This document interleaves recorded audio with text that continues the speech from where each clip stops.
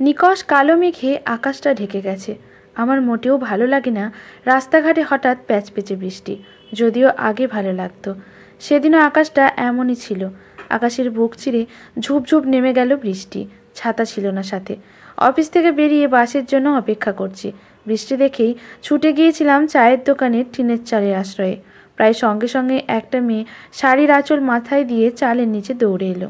মেয়েটা আমার থেকে দুহাত দূরে প্রায়। জোর বৃষ্টি বলে মেয়েটা আংশিক ভিজে গেছে, ব্লাউজটা ভিজে পিঠে আটকে গেছে। শাড়ির সেই আঁচলটা মাথা বাঁচাচ্ছিল, এতক্ষণ সেটাকেই গায়ের চাদরের মতো জড়িয়ে নিল প্রাণপণ।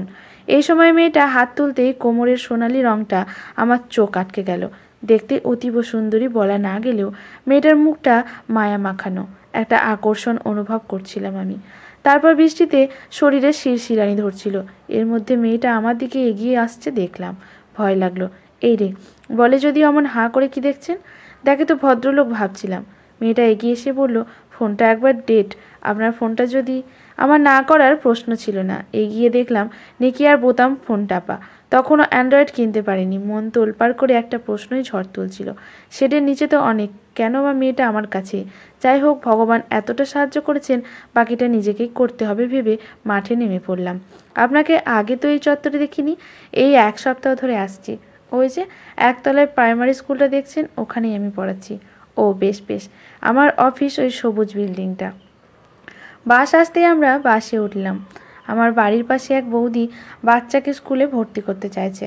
কত কি জানাতে চাইছিল, আমি ঠিকঠাক বলতে পারিনি। তোমার নম্বরটা যদি। হ্যাঁ নাও, তবে এটা তোমাকেই দিচ্ছি। বৌদিকে সরাসরি স্কুলে আসতে বলো, সব হয়ে যাবে। আমি এইভাবে ধরা পড়ে গিয়ে বেশ লজ্জা পেলাম। অনেকক্ষণ দুজনেই চুপচাপ। জানালার বাইরে বৃষ্টি কিছুটা ধরেছে। নাবার সময় বলে গেল, আমি কঙ্কনা, রাত 9টার পর ফোন করতে হলে করো। তখন নিজের নামটাও বলো, কেমন? রাত 9টার আগে থেকেই ফোন হাতে নিয়ে বসেছিলাম। 9টা বাজতেই ফোন করলাম। ওপাশ থেকে মিষ্টি গলা ভেসে এলো, আমি অমিয়। আমার নামটা ভুলে যাওনি তো? কঙ্কনার পরেরটুকু জানি না। খুব দরকার কি? কঙ্কনাটুকুই তো আসল, বাকিটা তো পাওয়া। দুজনেই বাঙালি, কথা বলার জন্য এর বেশি কিছু দরকার বলে মনে হয়নি আমারও। না না, দরকার নেই। তারপর থেকে মাঝে মধ্যেই দেখা করতাম আমরা। সম্পর্কটাকে কোনো রকম প্রতিশ্রুতি ছিল না, একে অপরের ভালো লাগা খারাপ লাগাকে ভাগ করে নিয়ে আমরা তখন খুব ভালো বন্ধু হয়ে উঠেছিলাম। আমি মুখে ওকে কোনো ইঙ্গিত না দিলেও মনে মনে ওর সাথে ঘর বাঁধার স্বপ্নে বিভোর। সবে চাকরি তখন। ছোট বাড়িতে ভাড়া থাকি। মায়ের অসুখ, ওষুধপত্রে বেশ খরচ। একটু গুছিয়ে না নিয়ে বিয়ে করা যায় না। আমি কঙ্কনাকে কোনো অনিশ্চয়তাতে ফেলতে চাইনি। ও আমাকে বেশ বুঝতো বলেই হয়তো ওকেই দরকার ছিল আমার জীবনে। একদিন কড়া রোদে মলে গেছি ওর সাথে কোনো কেনাকাটাতে সাহায্য করতে। এই বাদামি রঙটা কেমন? ভালোই। আর এই হলুদটা? এটাও ভালো। আচ্ছা চলো আগে চা খেয়ে আসি। কেন? তোমার মাথা ব্যথা তাই? আমার? না না, সত্যিই ধরেছিল মাথাটা। তবে ধরা পড়তে লজ্জা পেলাম। কিছু খেয়েও আসি। তুমি সকাল থেকে কিছুই খাওনি তাই না? না খেয়েছিলাম সেটা কি করে বুঝলো তা আমি সত্যি আজও জানি না। এরপর একদিন ওকে আমাদের বাড়িতে নিয়ে গেলাম। কমলা রঙের একটা সুতির শাড়ি পরেছিল ও। চোখে একটু কাজল, কপালে একটা ছোট কালো টিপ। আমি হাঁ করে তাকিয়ে দেখেই যাচ্ছিলাম ওকে। মা বারণ করলেও মার সঙ্গে হাতে হাতে করে দিল। মা তো খুব প্রশংসা করলো ওর। বলল, বাবু মেয়েটা কিন্তু খুব ভালো, বেশ মিষ্টি, তোর পাশে ভালো মানাবেও। কি বলিস? একদিন খুব তাড়াহুড়ো করেই ডাকলাম রেস্টুরেন্টে। আমি সেদিনই বলে দিলাম ভালোবাসি। ওর মুখটা হঠাৎ পংশুবর্ণ হয়ে গেল পলকে। বলল, ও আমাকে কবে বলেছে ভালোবাসে? সত্যিই তো আমি ভেবে নিয়েছিলাম অনেকটা। বাড়ির রঙটা যখন ওর পছন্দের করেছিলাম তখনও তো বোঝাইনি আমি।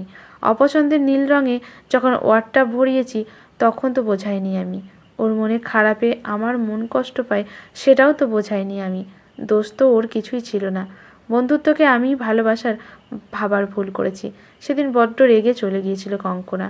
আমিও আর আটকাইনি। পরে একদিন ফোন করেছিল ও নিজেই। কেমন আছো? যেমন থাকার কথা। তুমি কেমন আছো? ভালো। আসলে একটা কথা বলতে ফোন করেছিলাম। আগে হলে বলতাম আমার কাছেও তোমার অনুমতি লাগে নাকি। তবে তখন আমিও ভাবছিলাম যে 6 মাস পর ও কি এমন কারণে ফোন করলো? হ্যাঁ বলো। আমার বিয়ে ঠিক হয়ে গেছে অমিয়। কার্ডটা তোমার ঠিকানাতে পাঠিয়ে দিয়েছি, এসো পারলে। কিছু বলতে পারিনি তখন, কান দুটো গরম হয়ে গিয়েছিল। হঠাৎ খুব অস্বস্তি হচ্ছিল আমার। অমিয়, শুনেছ? শুনেছি। অমিয়, তুমি খুব ভালো। দেখবে একদিন তুমি আমার থেকেও ভালো একজনকে জীবনসাথী হিসেবে পাবে। তখন দেখবে আমাদেরকে আলাদা করতেই পারছো না।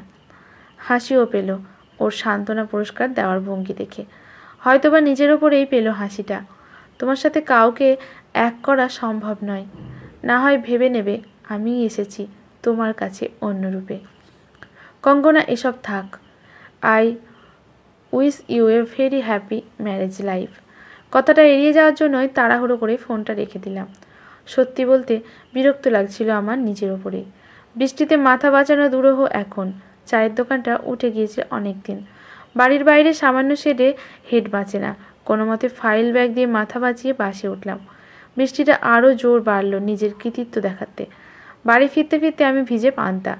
তরি আমাকে ওভাবে দেখে প্রায় ছুটে এলো। একটু ভারী গলায় বলল, ছাতাটা ব্যাগের পাশে রেখে গিয়েছিলাম। অভিমান না অধিকারবোধ কী ছিল ওতে তা আমি ঠিক বুঝতে পারলাম না। তরি আমার বিবাহিতা স্ত্রী হলেও আমাদের মাঝে এখনও দূরত্বের প্রাচীর তোলা।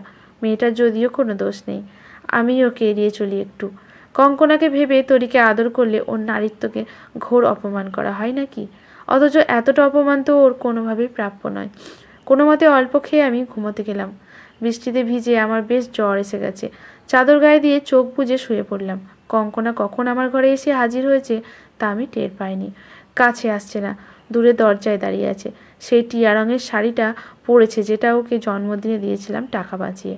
আমি হাত বাড়ালাম ওর দিকে, বুকের খুব কাছেও। ওর ঘন ঘন নিঃশ্বাস পড়ছে আমার চোখে মুখে। বুকের উপর হাত পড়তেই লোমশ বুকে আন্দোলন হলো। বড্ড কাছে এসে মুখ নামিয়ে বলল, শরীর খারাপ করছে নাকি?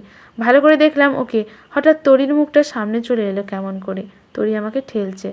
এই, তোমার শরীর তো তাপে পুড়ে যাচ্ছে, ওঠো ওষুধ খাও। এই প্রথম আমি তরিকে বুকে টেনে নিলাম। ও কিছু বলল না, জড়িয়ে ধরলো আমাকে আষ্টে পিষ্টে। কঙ্কনা বলেছিল অবয়বরা মিলেমিশে যায়, তাহলে কি সত্যিই তাই? আজকের গল্পটি এখানেই সমাপ্ত।